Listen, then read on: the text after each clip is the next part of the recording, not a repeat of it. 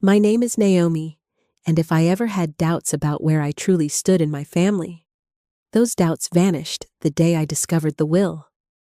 There was no dramatic announcement, no emotional sit-down, no warning at all. I didn't even hear it from my parents. I found out by accident, through nothing more than bad timing and blind luck. A few months ago, I was at my parents' house, the same house I had been helping them hold on to for the last 5 years. I helped cover the mortgage whenever it fell behind. I paid for groceries more times than I could count. I fixed things when they broke. I was the one quietly keeping everything from falling apart.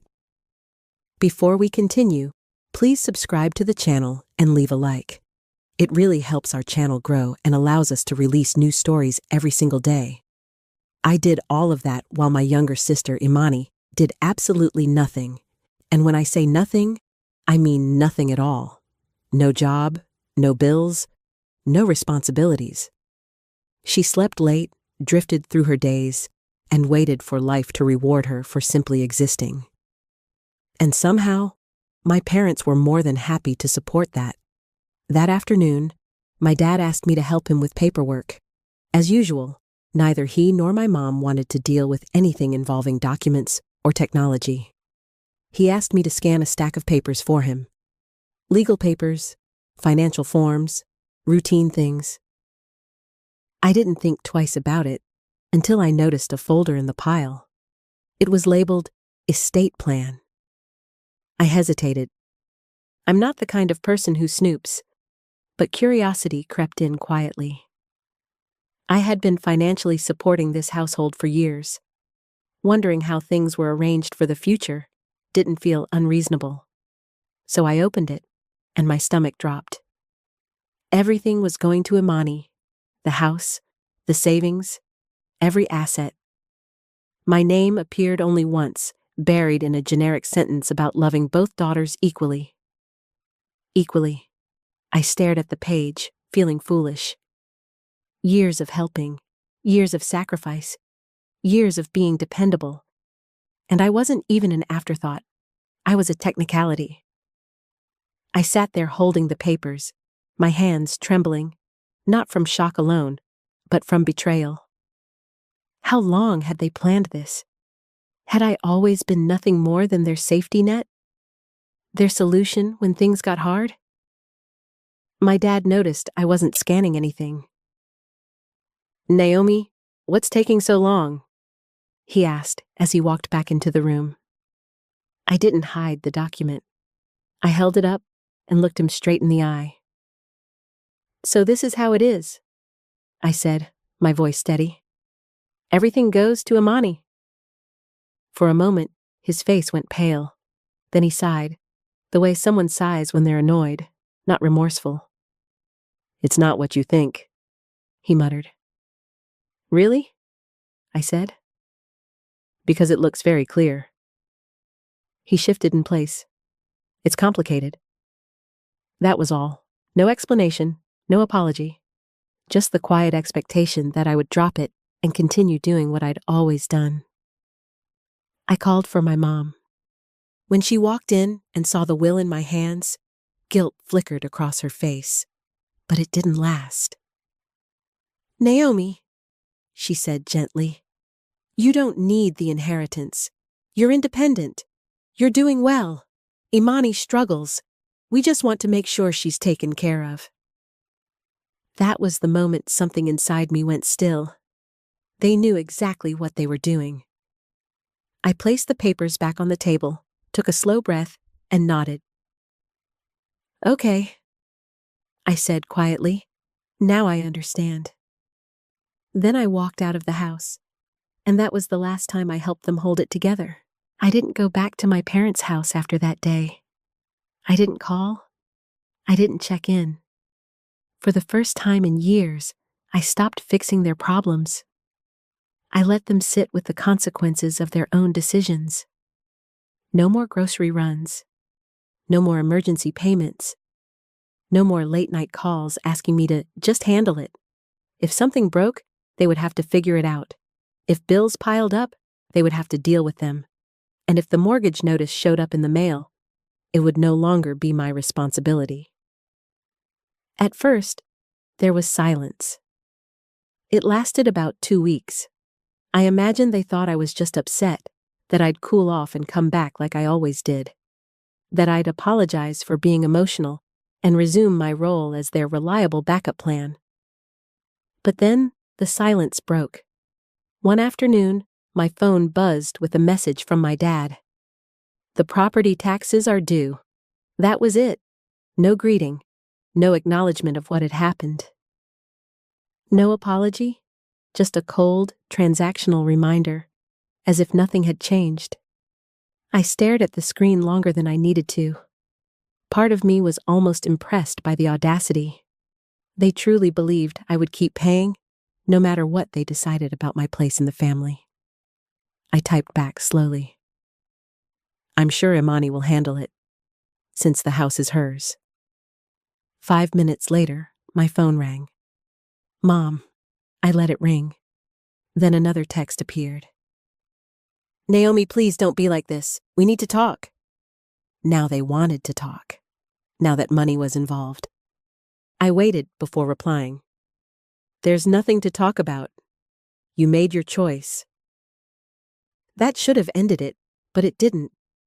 That evening, my sister finally decided to involve herself.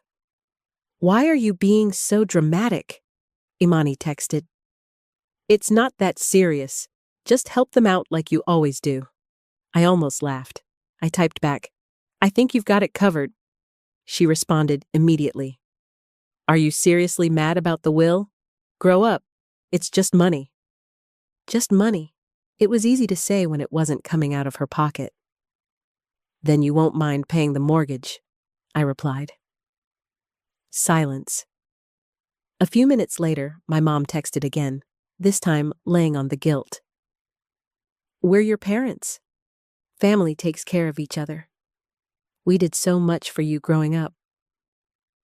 That message hit harder than I expected. I had to take a breath before responding. You made it clear I wasn't family when you left me out of the will. Imani can take care of you now. Not long after, my dad chimed in. We're not asking for much, just enough to cover things for a few months. Don't be selfish.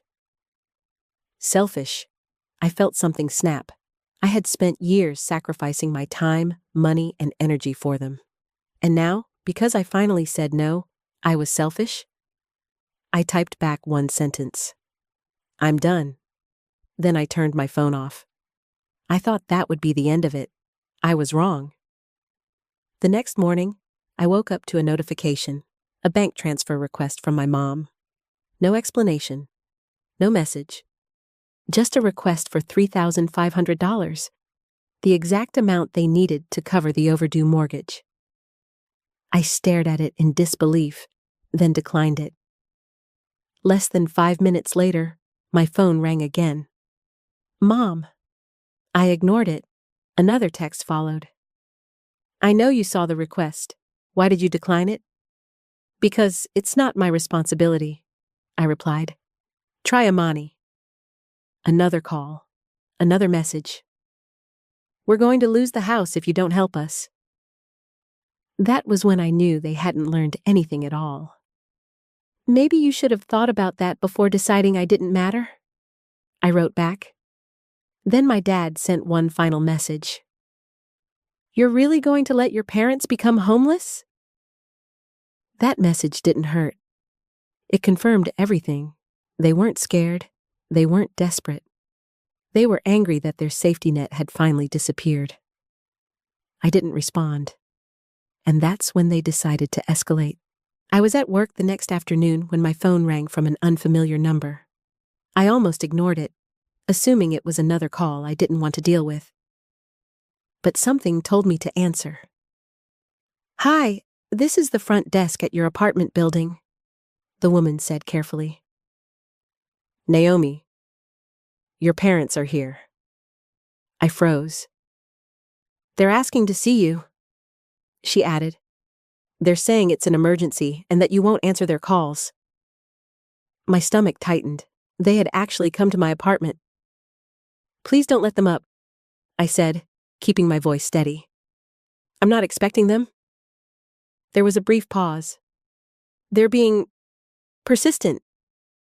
I don't care, I replied. They need to leave. I hung up, my hands shaking, not from fear, but from anger. The sheer audacity of it all made my chest feel tight. Showing up uninvited, trying to corner me in my own home, all because I stopped paying their bills. A text from my mom appeared almost immediately. We're downstairs. Open the door. No greeting, no apology, just another command. I didn't reply. Another message followed. We're not leaving until you talk to us. I closed my eyes and took a slow breath. They weren't going to stop. Fine. If they wanted to confront me, I wasn't going to hide. I grabbed my keys and headed downstairs. The moment I stepped into the lobby, I saw them. My mom, my dad, and of course Imani. They stood together like a united front, as if they were staging some kind of intervention. My mom's arms were crossed, her face already twisted into that familiar look of disappointment. My dad stood rigidly beside her, jaw clenched, eyes hard. And Imani leaned against the wall, scrolling on her phone, looking bored, as if this entire situation were nothing more than a mild inconvenience. When my mom spotted me, she stepped forward immediately. Naomi, finally, she said. We need to talk. I stopped a few feet away, not bothering to soften my tone. No, I said calmly. You need to leave. She blinked, genuinely stunned. Excuse me? You heard me, I replied. You don't get to show up at my apartment and demand money. My dad scoffed. So you're really going to let us lose the house over this? Over a grudge? I let out a short, humorless laugh. A grudge? I said. You mean the part where I paid your bills for years and you decided I wasn't worth including in your future? That's not fair, my mom snapped. We did what was best for the family. I tilted my head. You mean what was best for Imani? The silence that followed was heavy. Imani finally looked up from her phone. I don't even want to be involved in this, she said. I didn't ask for any of this. I turned to her slowly. No, I said. You just accepted it. Her expression hardened. What do you want me to do? I took a step closer. You're an adult. You want the house? Start acting like a homeowner. Get a job. Pay the bills. Stop expecting everyone else to carry you. She looked away. My mom inhaled sharply. She's your sister. And I've supported her longer than anyone else, I replied. My dad's voice grew sharper. You're being selfish. I laughed, not out of humor, but disbelief. You decided she deserved everything? I said. You decided I deserved nothing, and now you're angry because I won't clean up the mess that choice created. My mom tried one last time. We thought you'd be mature about this. Mature? I repeated. You mean quietly accept being used? My dad stepped forward, trying to intimidate me the way he used to when I was younger. We raised you, he said. The least you can do is help us. I already did, I replied evenly. For years. No one spoke. I looked at all three of them and felt something unexpected. Clarity. We're done, I said. I turned, walked back inside, and let the door close behind me. And for the first time, I didn't feel guilty. I had barely made it back to my couch when my phone buzzed. A message from my dad. After everything we've done for you, you're really going to abandon us. I stared at the screen, then typed back calmly. You abandoned me? I'm just finally accepting it. I sent the message, then blocked his number. I blocked my mom. I blocked Imani. I sat there for a long moment, phone in my hand, half expecting to feel panic or regret. Instead, I felt quiet. I thought blocking them would be the end of it. I was wrong. Less than a day later, I opened Facebook and immediately regretted it. My parents had never been especially tech-savvy, but when it came to public guilt trips, they were suddenly experts. My mom had posted a long, emotional message about how she didn't raise her daughter to be so selfish, and how true family shows up when it matters.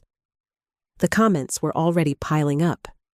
Friends of hers, distant relatives, people who knew nothing about what had actually happened. So sad to see children forget their parents. You only get one family. This breaks my heart. Then my dad posted his own message. Some people turn their backs when you need them most. We gave everything to our children, and this is how we're repaid. He tagged me. That's when my chest tightened. But the final straw came when I saw Imani's post. She shared something about real love and sacrifice, talking about how she would do anything for our parents and how some people only care about money. She didn't use my name, but she didn't have to. Everyone knew who she meant. I stared at my screen, stunned by how quickly the story had been rewritten. Somehow, I was now the villain. The cold, heartless daughter who had abandoned her struggling parents. The selfish one who refused to help. I closed the app and sat in silence. For a while, I told myself to ignore it, to be the bigger person, but the more I thought about it, the clearer it became. If I stayed silent, their version would become the truth. So I opened Facebook again. I didn't insult anyone. I didn't exaggerate. I didn't lash out. I told the truth. I wrote about the years I had paid bills, the groceries, the repairs, the support. I explained that I discovered I had been left out of the will entirely, and that my parents expected me to continue financing their lives anyway. I wrote that family should be built on mutual respect, not obligation. I didn't attack. I didn't beg for sympathy. I just explained why I stepped back. Then I hit post. Almost immediately, messages started coming in. Cousins I hadn't spoken to in years. Old family friends, even a few of my parents' acquaintances. I had no idea. I'm sorry you went through that. You did more than enough. But the backlash came just as fast. Imani messaged me, furious, accusing me of betrayal. My dad left a voicemail yelling that I had humiliated them. My mom sent a long message about how I had destroyed the family. I didn't reply. I blocked them again. That night, I lay in bed staring at the ceiling, listening to the quiet of my apartment. For the first time in years, there was no one demanding anything from me. No one expecting me to fix their problems. It felt unfamiliar. And then, it felt like relief. But I had no idea yet how far they were willing to go, or what cutting them off would actually cost. The days after that were strangely calm. Too calm. I went to work. I came home. I cooked simple meals. I slept through the night without my phone lighting up every few hours with another crisis that wasn't really a crisis at all. For the first time in years, my life felt quiet. But I knew better than to trust that silence. It broke a few days later when I got a message from a number I hadn't blocked. It was an aunt I barely spoke to. "Your mother is devastated," she wrote. "She hasn't been eating. This is breaking her heart." I didn't respond. Then another message came in. A cousin. "You know how they are. They don't mean harm. Just help them until things settle down." Then another. "Family forgives." Each message followed the same pattern. No one asked what had happened. No one asked how I felt. They just wanted me to smooth things over, to restore the balance that made everyone else comfortable. I started realizing something important. My family didn't want peace. They wanted access. A few nights later, I got an email from my building management. There had been a complaint. Apparently, someone had called claiming they were worried about my mental health, that I had been acting erratically and cutting off family suddenly. They suggested a wellness check might be necessary. I stared at the screen, my hands going cold. I knew exactly who had done it. They couldn't get to me financially anymore. They couldn't reach me emotionally, so they were trying something else. Control. I immediately contacted management, explained the situation calmly, and made it clear that I was safe and did not consent to unannounced visits. Thankfully, they believed me. But the message was clear. They weren't done. The next escalation came through the mail. A letter from my parents' attorney. They weren't suing me. Not yet. But the letter was full of carefully worded pressure. It mentioned familial obligations, past financial arrangements, and vague suggestions that I had made verbal commitments to assist them long term. I read it twice, then laughed. They were trying to scare me into compliance. I took the letter to a lawyer the next day. I didn't even hesitate. He skimmed it, then looked up at me. "You're not legally obligated to do anything," he said. "They're fishing." That confirmation settled something deep in my chest. For the first time, I wasn't reacting. I was responding. I blocked the remaining relatives who kept messaging. I tightened my privacy settings. I stopped explaining myself. And slowly, the noise began to fade. One evening, as I sat alone on my couch, I realized something else. I wasn't angry anymore. I wasn't sad. I was grieving, but not for the people themselves. I was grieving the idea of a family I had spent years trying to earn my way into. And once I let that idea go, something shifted. I stopped waiting for an apology that was never coming. I stopped hoping they would suddenly understand. I started asking myself a different question. If I wasn't living for them anymore, who was I living for now? That was the moment I began rebuilding my life. Not around obligation, but around choice. And that choice was going to change everything. Once the noise finally died down, the quiet felt different. It wasn't just the absence of chaos. It was space. Space I hadn't had in years. And in that space, I started noticing how much of my life had been shaped around keeping everyone else comfortable. I began setting small boundaries first. I stopped checking my phone the moment I woke up. I stopped feeling guilty for leaving messages unanswered. I stopped explaining my decisions to people who were determined not to understand them. And slowly, something else became clear. I had been preparing my entire life for emergencies that were never mine. Every spare dollar had gone toward fixing someone else's problem. Every free weekend had been swallowed by responsibilities I never agreed to, but somehow inherited. Even my emotional energy had been rationed around what my parents or Imani might need next.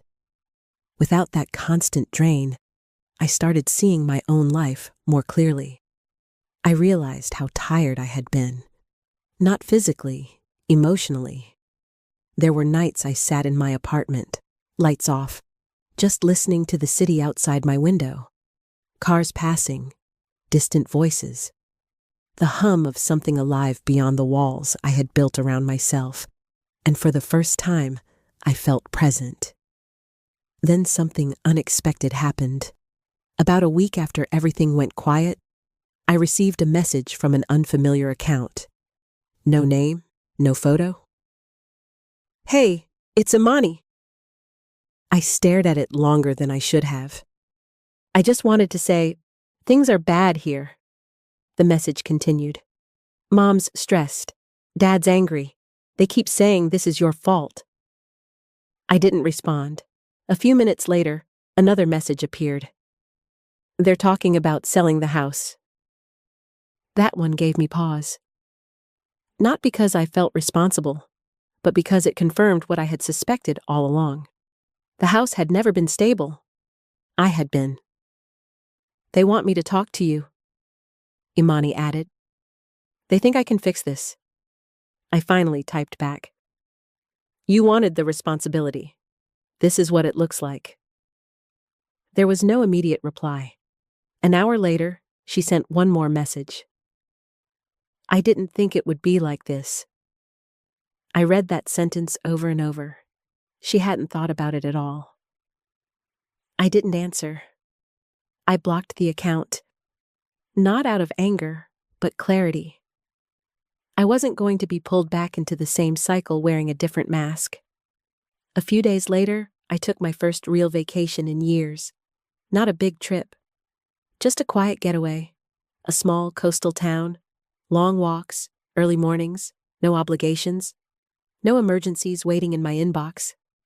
I let myself rest, and during one of those quiet mornings, watching the sun rise over the water, I made a decision.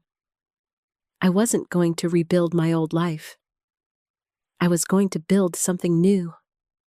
Something that didn't require me to be exhausted to be loved. When I came back from that short trip, something in me had shifted. The city felt the same. My apartment looked the same. My routine hadn't changed much on the surface. But internally, I was no longer bracing myself for impact. I started making decisions without running them through an imaginary filter of how my parents might react. I rearranged my schedule. I picked up hobbies I had abandoned years ago because they were impractical. I said no without explaining myself, and the world didn't fall apart. A few weeks passed before I heard anything else about the house. Not directly, never directly. Information reached me the way it always had, through sideways channels and half-true updates. An old family friend mentioned it casually during a phone call. "They're having a hard time," she said. "Your parents are overwhelmed. Imani's stressed." I listened quietly. Apparently, the bills hadn't stopped coming. The repairs I used to handle had been ignored. The money my parents assumed would always appear didn't. Imani, for the first time in her life, was being asked to step up. She didn't like it. She complained to anyone who would listen. She talked about how unfair it was, how none of this was what she signed up for, how she never asked to be responsible for everything. I almost smiled when I heard that, because neither had I. One evening, as I was leaving work, my phone buzzed again. Another unknown number. I didn't answer. A voicemail followed. It was my dad. His voice sounded older. Not softer, just tired. "We don't understand why you're doing this," he said. "You were always the strong one, the dependable one. We thought you'd handle things." I replayed that message more times than I'd like to admit. They hadn't relied on me because they respected me. They relied on me because I made it easy. That realization didn't hurt anymore. It just clarified everything. I deleted the voicemail and went on with my evening. That night, I cooked dinner slowly, music playing softly in the background. No rushing, no multitasking, just me in my own space, choosing how to spend my time. As I sat down to eat, I realized something else. For the first time, my life felt like it belonged to me. Not borrowed, not conditional, not temporary, mine. And that scared me a little. But it also felt like freedom. Freedom has a strange way of revealing things you didn't know you were missing.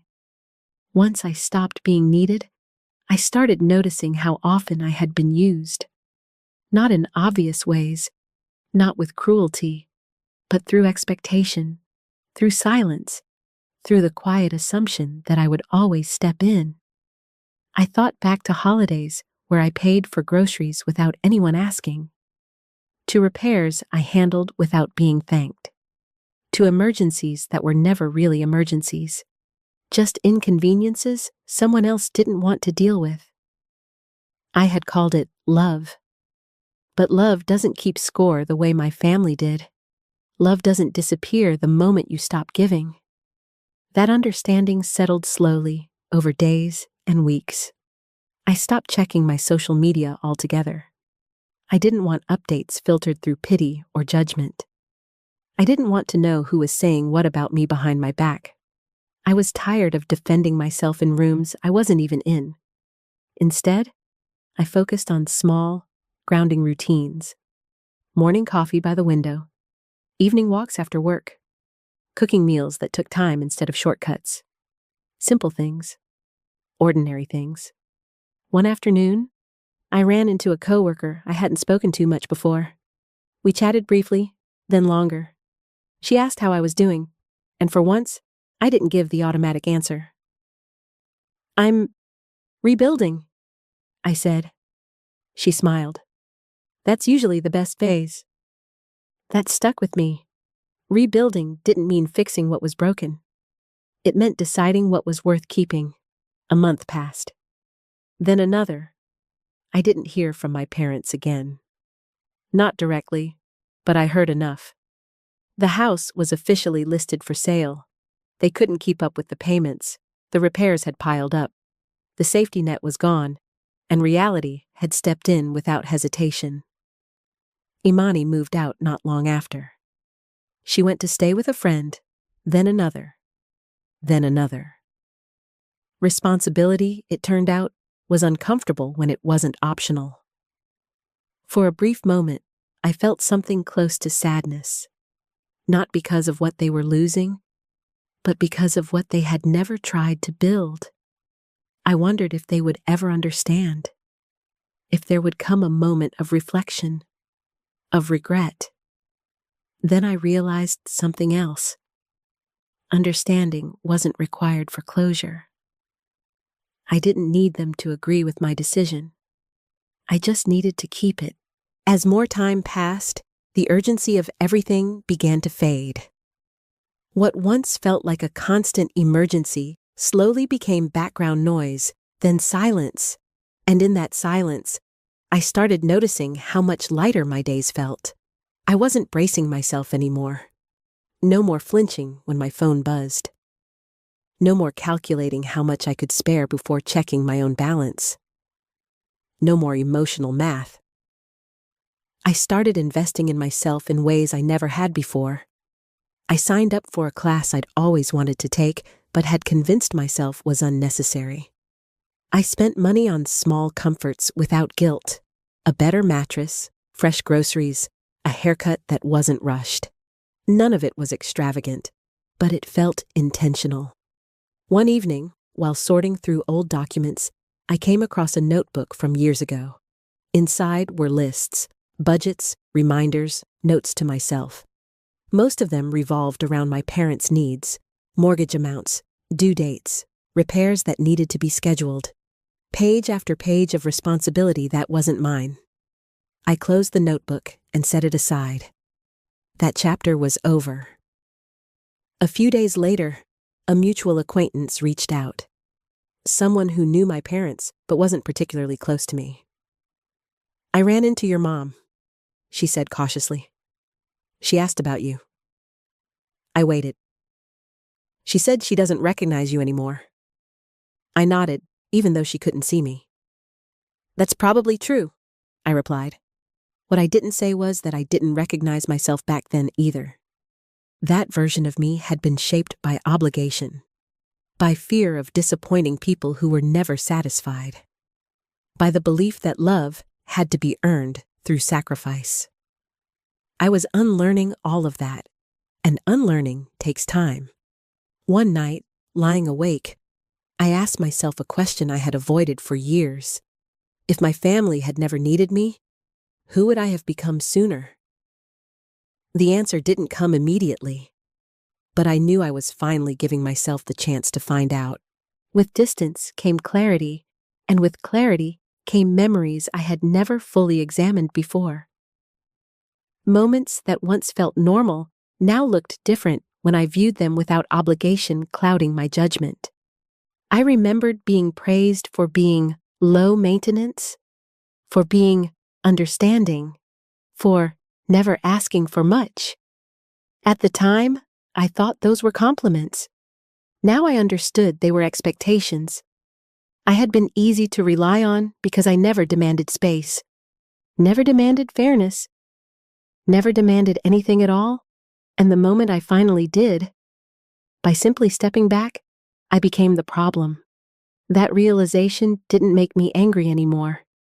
It made me careful. Careful about who I gave my energy to. Careful about who had access to my time. Careful about who benefited from my silence. I began having deeper conversations with people in my life. Real conversations. Not the polite, surface-level ones I had relied on for years. I told a close friend what had really happened with my family. She listened without interrupting, then said something simple. They loved what you provided, not what you needed. That sentence stayed with me, because it was true. Weeks later, I ran into someone from my past at the grocery store. A former neighbor who used to see me coming and going from my parents' house all the time. "You look different," she said. I smiled. "I feel different." She hesitated. "Your parents? They're struggling?" I nodded. "I know." "You don't feel bad?" she asked carefully. I considered the question honestly before answering. "I feel sad," I said, "but I don't feel responsible." That distinction mattered. Feeling empathy didn't mean surrendering boundaries. Caring didn't mean self-erasure. I could wish them well without returning to the role that had slowly hollowed me out. That night, I wrote something down in a notebook, something I wanted to remember. I am allowed to choose peace, even if others call it abandonment. I closed the notebook and turned off the light. For the first time in a long while, I slept deeply. By the time autumn arrived, my life had settled into a rhythm that felt steady and intentional. The urgency that once defined my days was gone, replaced by something quieter but stronger. Confidence. I stopped expecting chaos, and when you stop expecting chaos, you stop attracting it. I hadn't heard from my parents or Imani in months, not directly, not indirectly. No new messages from relatives trying to mediate, no updates passed along out of concern. The story had lost its audience, and without attention, it seemed to finally lose momentum. One evening, as I was leaving work, I ran into an old friend from high school. We hadn't spoken in years, but we decided to grab coffee. Conversation flowed easily, drifting from memories to where life had taken us.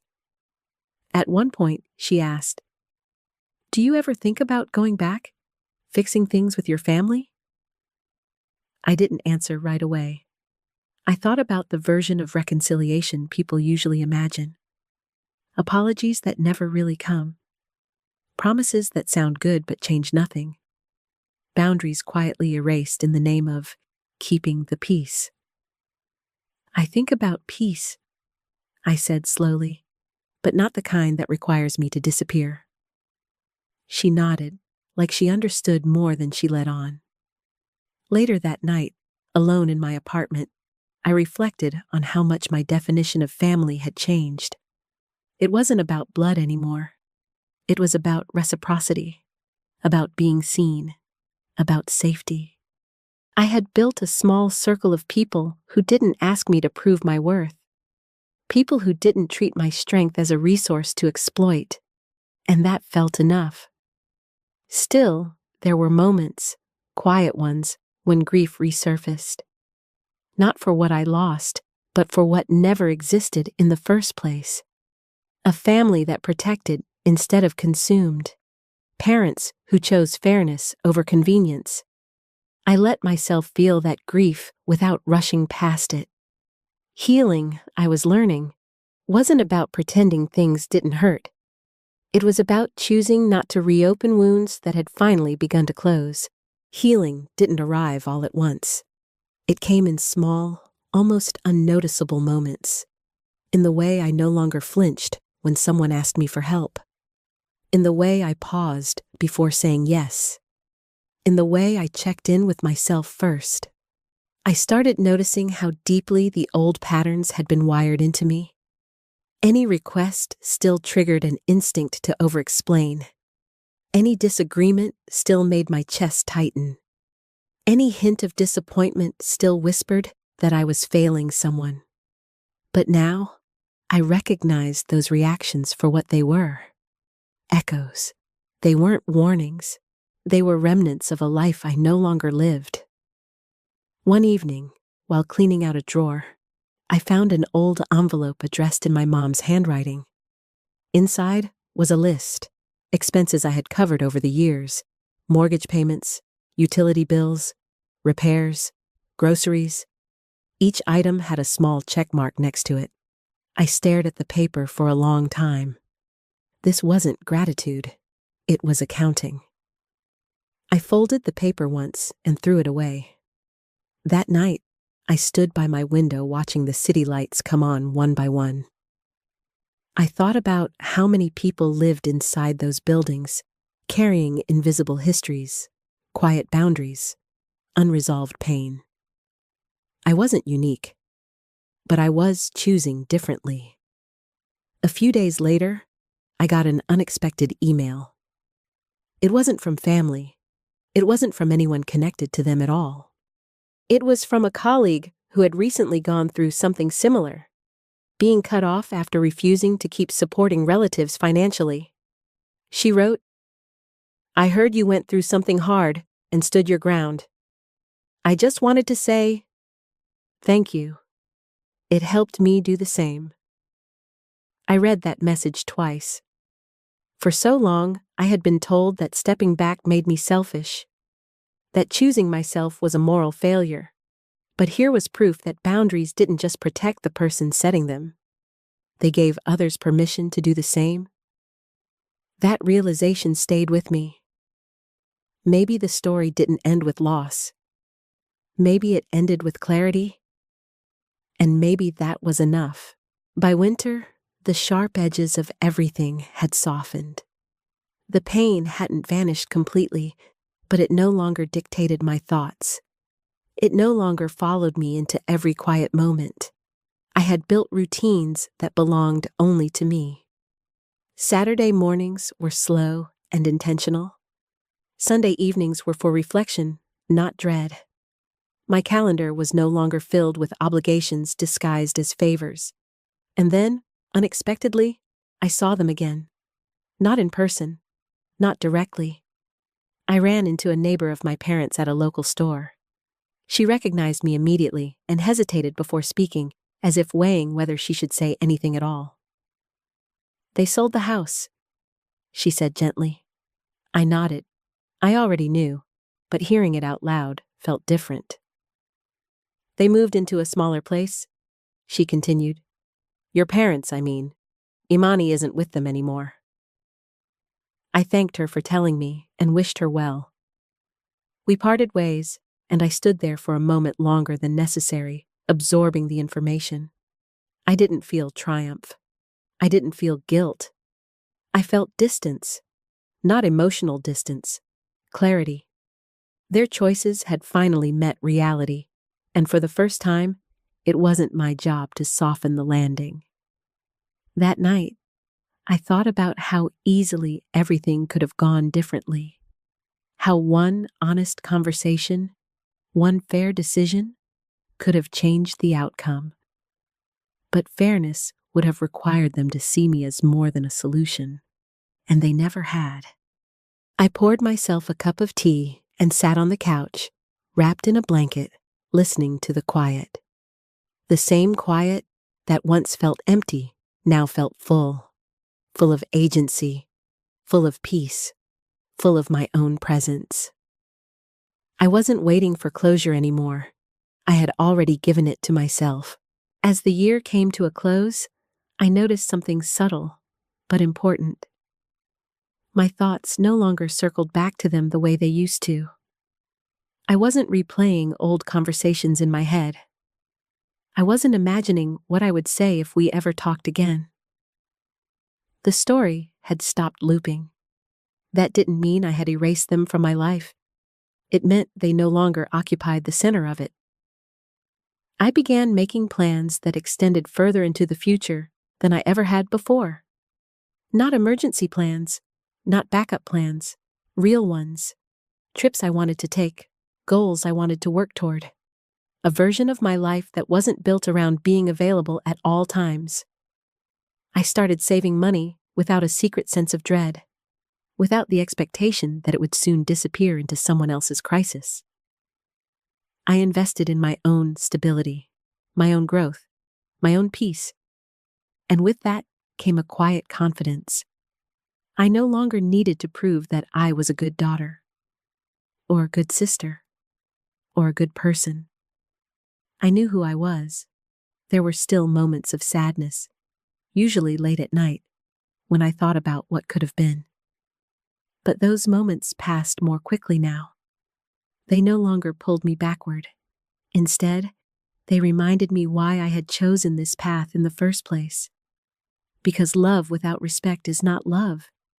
Because sacrifice without recognition becomes self-erasure. Because choosing yourself is not cruelty, it's survival. I didn't know what the future held. I didn't need to. For the first time, that uncertainty felt like possibility rather than fear. And that was enough to keep moving forward. The truth is, I don't know if I'll ever hear from my parents or my sister again. Maybe one day they'll reach out with something that sounds like understanding. Maybe they won't. Either way, I've stopped building my life around that possibility. I've learned that peace doesn't come from fixing what refuses to change. It comes from stepping away and choosing something better for yourself, even when that choice is misunderstood.